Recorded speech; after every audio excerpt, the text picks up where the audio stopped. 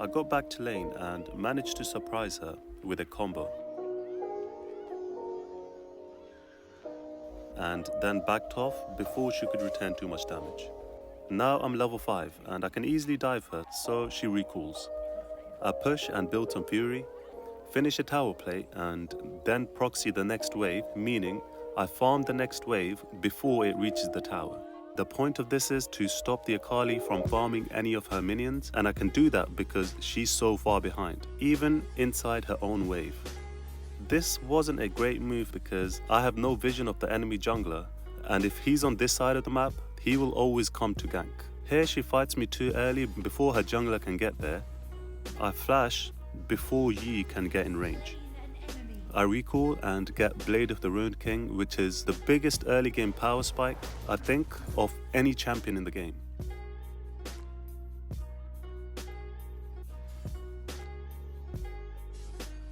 And here is a situation I absolutely love. When I'm a Fed Renekton and my lane opponent is helpless without his jungler. Now I just get to waste his jungler's time. So this basically gives away his position to the rest of my team, making them safer from ganks and allowing my jungler to safely gank other lanes. It wastes time that Yi could be farming his jungle, and that jungle won't even be there because my jungler takes his red buff and Krugs away from him. Meanwhile, I keep him busy. And when he gives up on the gank, I slightly overextend to make him turn around, and then I stay at a safe enough distance, but still keep him interested. And back up again when he comes back. And now check out the damage from Blade of the Ruined King. I'm gonna deny her this cannon. She stays too close for it, letting me just walk up and stun. And I almost one-shot her. Now Master Yi really wants in. I fight back near the safety of my tower and should have killed them both if I played it right.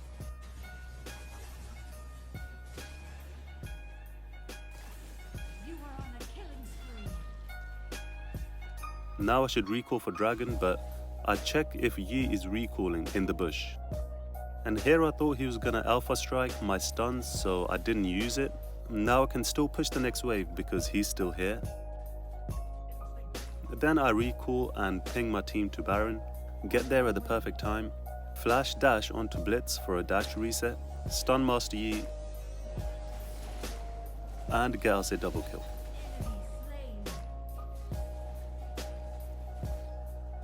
Veigar shows up, but I have to keep a distance until my dash and stun come back up. Then I zone him away from my team, and now here, I know he's gonna try it over the wall, so I ward it and wait until he gets close, and kill him before the stun is over. I then cancel my back to make sure they get the Jhin shut down. And it goes to one of my carries, which is perfect.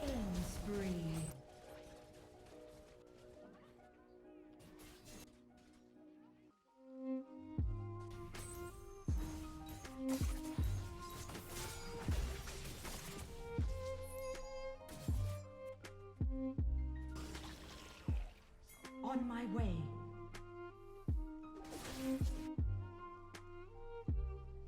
I'm half health when Yi ganks.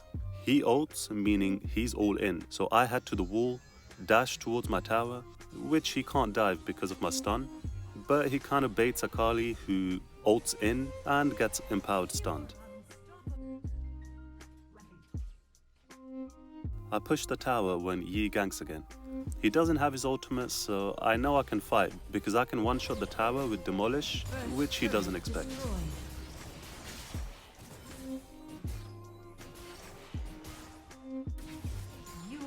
And with his generous red buff, I can set up an ambush for Akali, dash onto her, stun, spin. She's slowed from the red buff, so I can just chase her down with flash. And the game is pretty much over from here.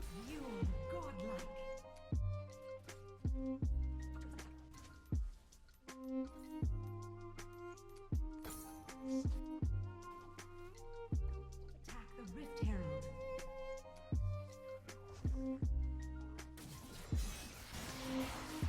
You are legendary.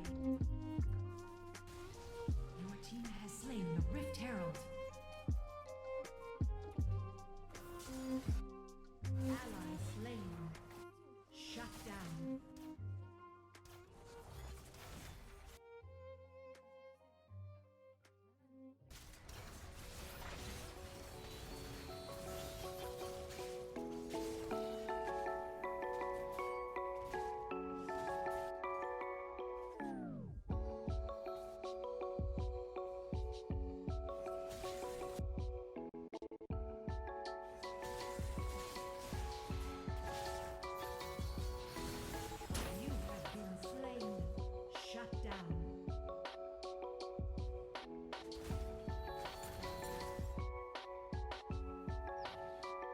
The second dragon, I engage onto the carry again and shut him down.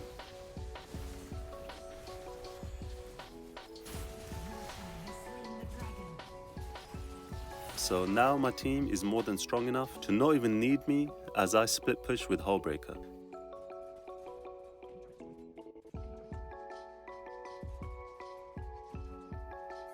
Then later on we bait Baron and I set up an ambush. Attack Baron. Get Baron, Your team has get Dragon, your team has slain and end the game. godlike. Victor. I killed this Mundo under tower by stacking up my wave with a slow push whilst poking him down. Then under tower I let him attack me so he takes damage from my stacked up wave, and then I just stun spin for a kill.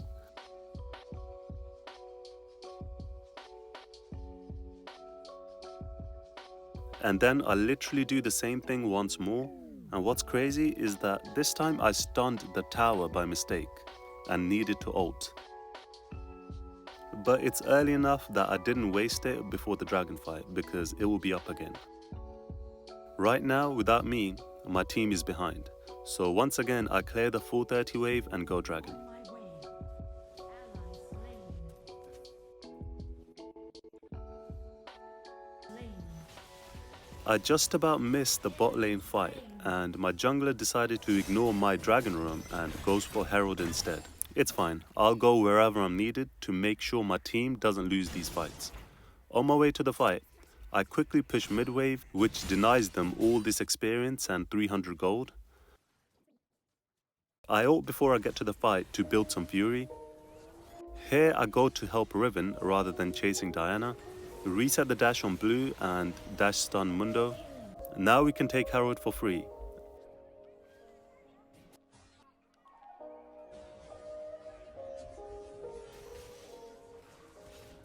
And remember, your best plays will be around these walls when they get close. Your team has slain the Rift Herald. You are on a killing spree. On my way. Attack the dragon. Enemy rampage. Now I just escort my team to dragon. I don't have ultimate, so I need to be careful. But I still have flash, so as soon as I see Jinx, I flash onto her and live through the exhaust and ignite, and my team takes care of the rest. Slain. Rampage. Enemy slain. Gage. Now I get to completely bully Mundo out of lane, and there's nothing they can do to deal with me.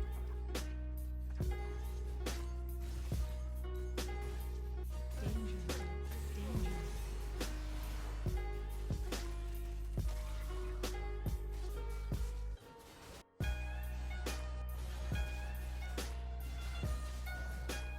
Enemy turret destroyed.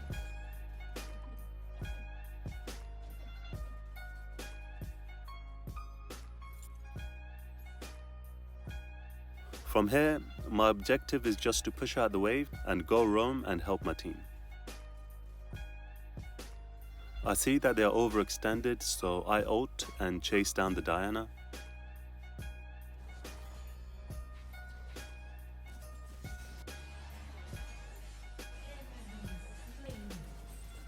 Then I see a low health cannon who just uses speed ability. And my flash and dash will be up before he can get to safety, so I chase him down as well. Enemy slain. Double kill. You are a legend. Victory!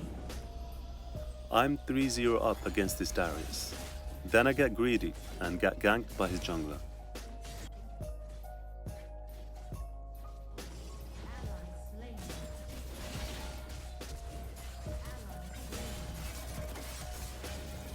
Ally slain. Shut down.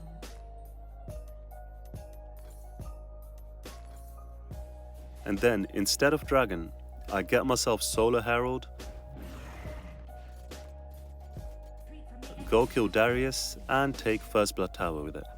Meanwhile, there's a fight for the dragon, which went 1-for-1, but we still get the dragon, herald, and first blood tower. So win-win, right?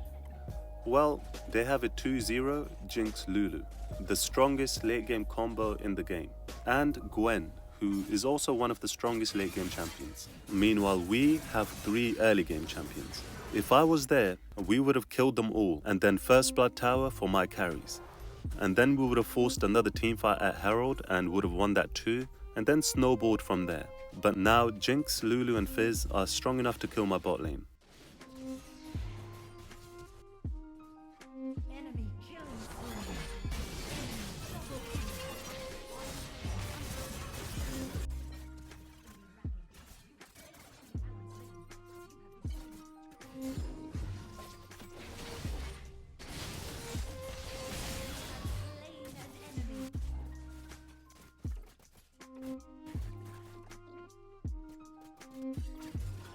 And now, she's strong enough to just run us down with Lulu's buffs.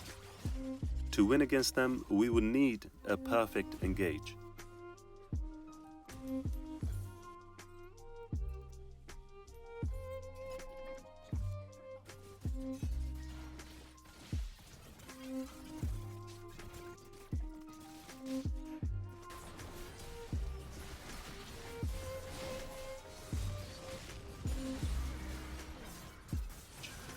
Here we get mid tower and kill Darius, but we have to run as soon as we see Jinx, because you can see how easily she can just stay back and damage. One mistake and she'll just snowball out of control.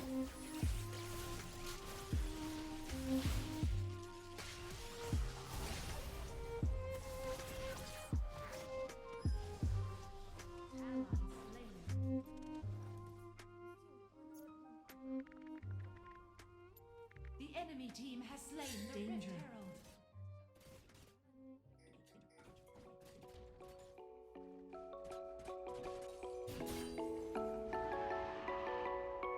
Attack the dragon. For the second dragon fight, I should have waited for Jinx, but I go to zone Gwen away so she doesn't steal the dragon.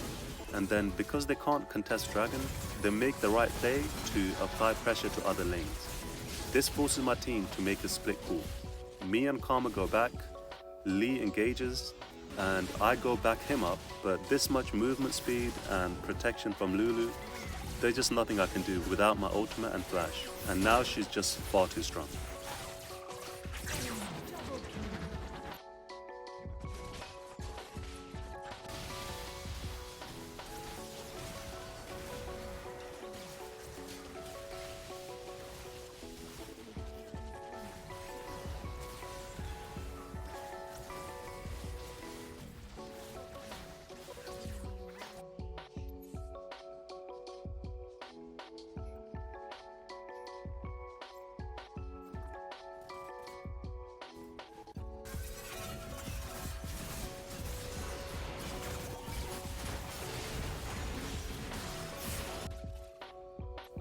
Even if you manage to kill her, my carries are already behind and they still have other hyper late game carries.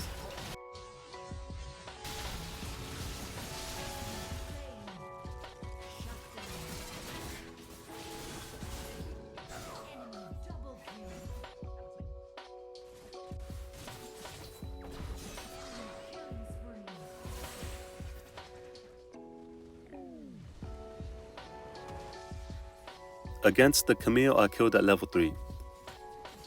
I get ganked at level 6 and I double dash to my tower. Camille ults me so I ult for the health, but I save my stun in case they dive me. They just wasted ultimates a minute before dragon, and all I need to do is clear the 430 wave and go dragon and help my team that is currently losing. But instead I get greedy for a kill and flash too early and miss the empowered spin. Then instead of stun, I waste fury on the empowered dash, leaving too little with the stun, and then deservedly get laughed at. And then I go back to lane instead of dragon. Start a herald, meanwhile the Camille made the dragon roam, and they kill my entire team. I get mid tower as consolation and it looks like they didn't dragon after the fight. But before I can get back there, my team gets engaged on. But I should still be able to carry these fights with Renekton.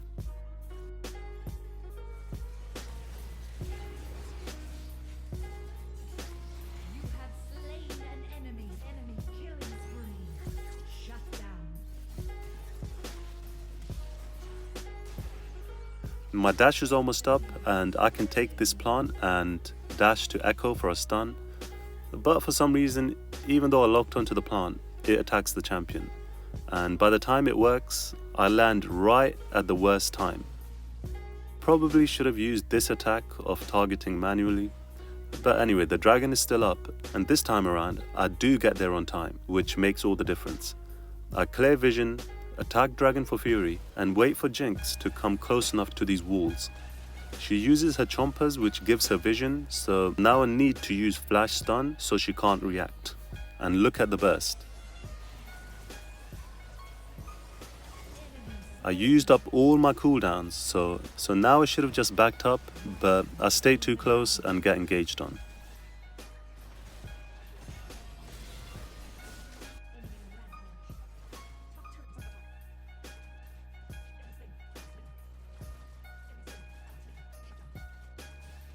And next up should have been the second Herald fight, but mid gets caught. Ally slain. So I just go shove mid and then top. And then reset for the second dragon and take my position for a flank.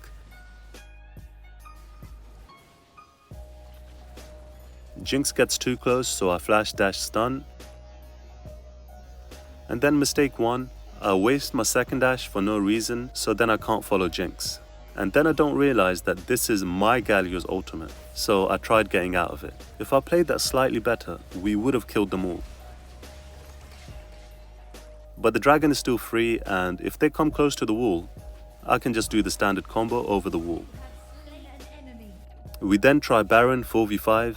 Here I wanted to combo and sacrifice myself so my team could safely finish the Baron, but I get a little unlucky because Vex pre-charged her fear, which hits me as soon as I dash in, and now the Jinx is just out of control once again. We still have Baron, so we attempt a mid push, but I engaged a little too early and had no backup, which ends our Baron push. They chase us all the way back.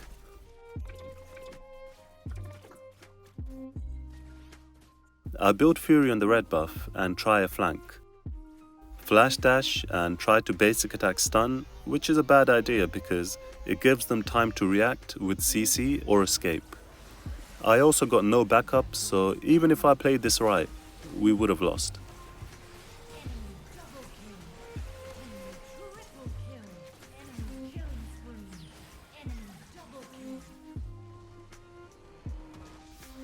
So another lane that I won and stayed in lane all the way until I got the second tower and got myself over 2000 gold lead over the other Baron laner. Meanwhile, my team was suffering without me. I could have stopped this Vayne from snowballing and kept my carry strong. And with Malphite, Rammus and Renekton, Vayne and Katarina wouldn't be able to do much in team fights. But being this far behind makes us useless. And so their fed Vayne carries them. So again, I blame myself for this loss because I prioritized my own lane instead of helping my team early and mid game. So before team fights, never be in this position where their carries have clear vision on you, because they will either position against you or they will expect your engage and be ready to react. Instead, you want to be out of vision and your engage should always be a surprise.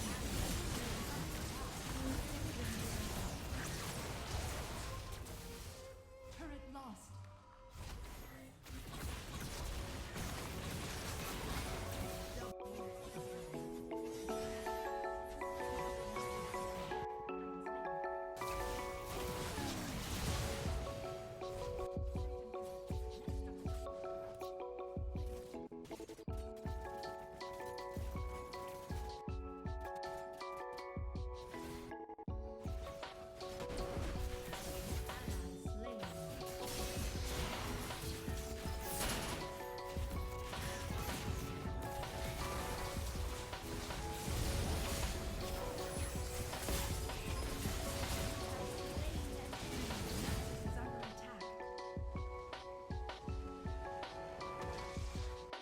only be in this position if you're looking to protect your carries or if you're looking to dive after someone else.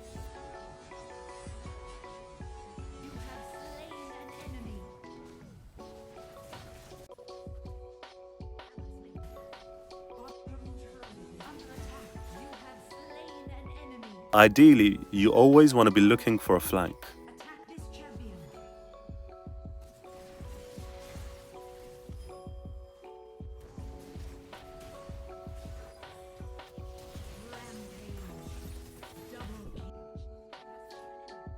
Another flank. I'll push my lane and go look for a fight. This is a game I lost lane, but regardless, I'm still a Renekton and I can still win us the mid game.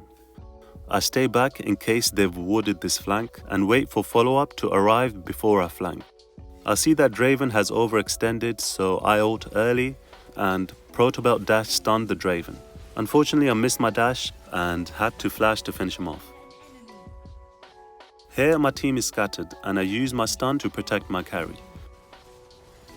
Now I disengage because my follow-up is in here and I've already used my stun. My Irelia is flanking, so I need to stay close enough to follow up. And because they are almost low enough for my Pyke to get ultimate resets, I flash and empowered spin onto all of them and Pyke cleans them up.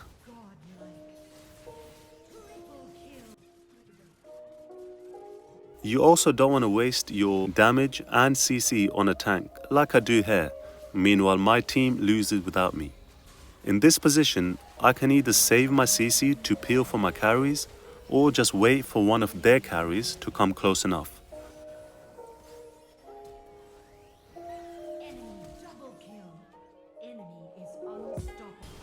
Another ideal engage is when you don't start the fight, but instead join it afterwards. So their carries overextending before you get there is the easiest team fight. Here, me and Diana are fed, so even though we're outnumbered, because Varus got too close, I can easily engage and kill him with follow-up. And without their main damage source, the crowd control from their tanks is nowhere near as impactful.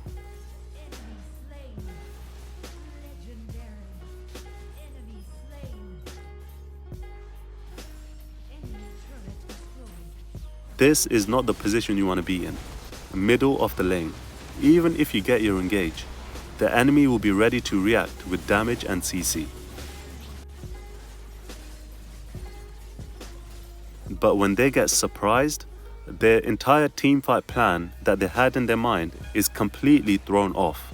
And now they have to react and make decisions under pressure, which most of the time results in their team panicking and scattering all over the place.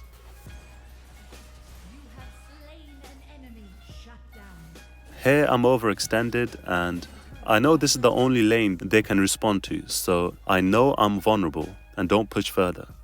Turns out they were all after me, so I short trade and disengage away before he can knock me up. Here I keep an eye out on their position because my follow-up is arriving. So in this position, I can engage first from the front. Because no one else on my team is a frontliner. I have all my damage follow-up with me, and because one of the carries came close enough, not a tank. Of course I get CC'd, but it doesn't really matter because my carries are the main damage dealers. Now we just chase them down. My flash is a few seconds away, so I go to the wall to cut them off, and then I leave the kill for Yone's Penta. So next I'm thinking of making a split push video, but let me know if you have any other suggestions.